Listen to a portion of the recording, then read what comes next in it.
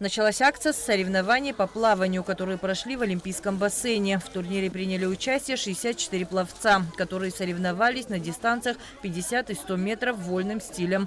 Всем участникам были вручены футболки и дипломы за участие. Спасибо за участие в столь значимом мероприятии.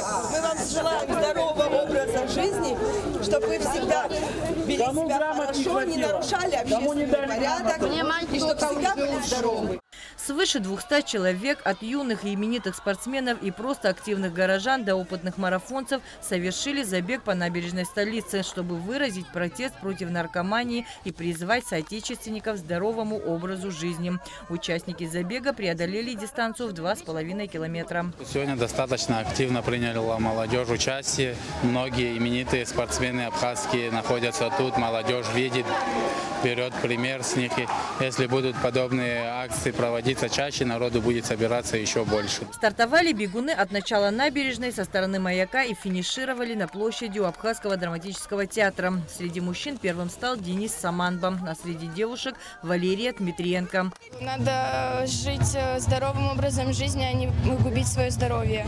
Также в забеге приняли участие председатель Госкомитета по делам молодежи и спорта Тараш Хагба, начальник управления по делам молодежи и спорта Каратекио Косенкай Роберт Карапетян, обладатель титула чемпиона России во втором среднем весе Баталчежья, мастер спорта России по самбо и дзюдо и налгаделе, профессиональные боксеры Аслан Бегвава и Инвер Бзагу, балерина Кристина Чкотуа, тренеры по боксу Альберт Кардиоглы и Беслан Адлиба. Действительно, спорт – это лучшая зависимость. Акция проводится с целью пропаганды здорового образа жизни и предупреждения распространения наркомании среди молодежи.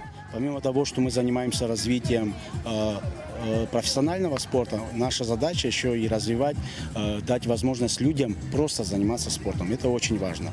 Сегодняшняя наша акция говорит о том, что молодежь Абхазии против наркотиков. Конечно же, мы это смотрим с хорошей стороны. Сегодня прошли несколько дисциплин. Всем участникам акции были вручены дипломы и футболки с девизом акции. Параллельно горожане и гости столицы соревновались в искусстве владения мячом. В баскетболе 3 на 3. Здесь же проходили игры по шахматам, домино, нардам и шашкам. На площади были установлены и столы для настольного тенниса. Вместе с тем в парке имени Баграта Шинкуба прошел мастер-класс по стрельбе из лука.